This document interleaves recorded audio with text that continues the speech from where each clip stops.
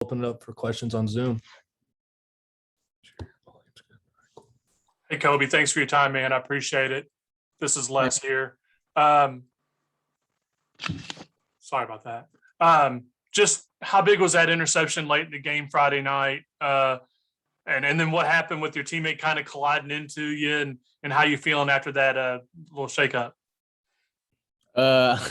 Yeah, I think it was huge because it really closed the deal and sealed the game, especially after Ryan's turnover that he forced. So I think it took the breath from him. And then it was also my first one, so I thought that was a huge moment for me.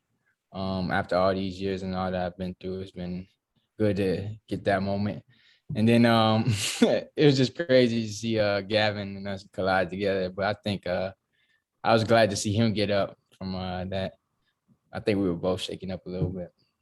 You talk about like everything you went through, and I remember the ACL tear at the beginning of the 2018 season at Tulane. It seems like such a long time ago.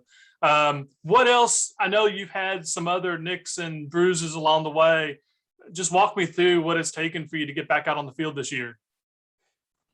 It just took a lot of hard work and a lot of time in the training room and strengthening up my lower body, because that's where most of my injuries came from.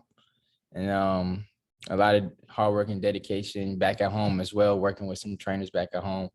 That was a lot of where my effort went to. And then also mentally, I think I've improved a lot mentally, and I prepared myself.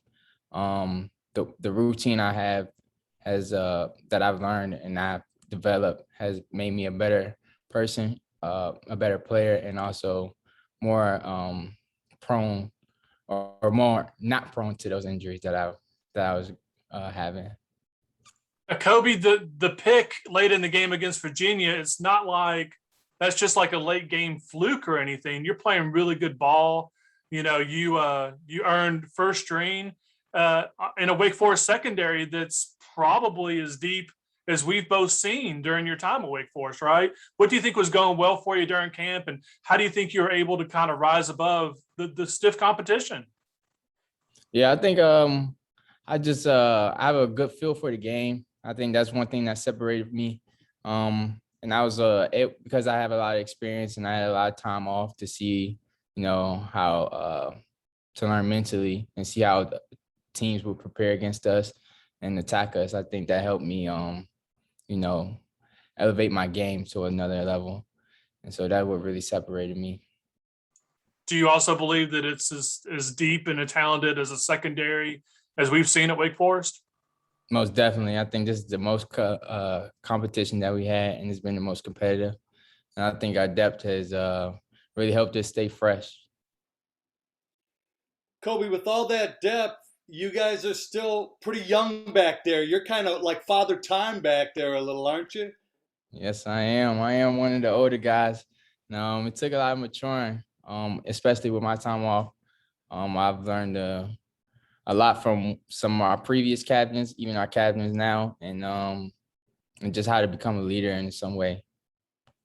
So you haven't had as much playing time as some of the younger guys, and yet you've still observed a lot. How does it help you, the time away from the game watching? How does that help you impart your message to the young guys about what they need to do? I think it gives me a different perspective, you know, because you have those guys who played a lot and they've experienced a lot of stuff on the field. I think I give a different perspective off the field. And I know how to prepare in a different way. You know, if it's like eating or, you know, how to watch film or, you know, in that manner. So I just bring a different perspective.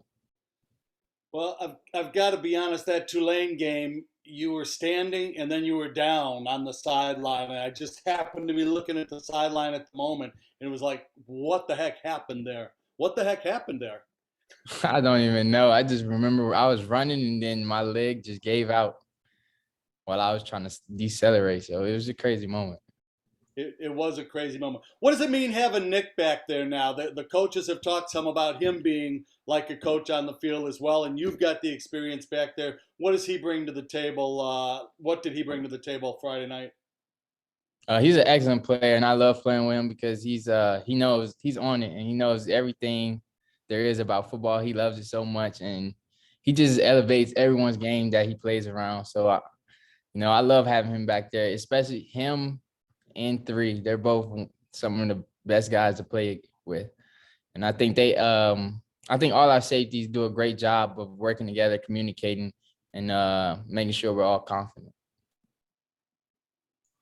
Is communicating a big part of your personality back there? Because from that deep spot, it is pretty important to let everybody know where they've got to be, what they've got to do. Is that a big part of your personality? Yeah, it has to be. Even if it isn't, you have to be able to talk and communicate the game plan and what you're doing to the whole entire defense.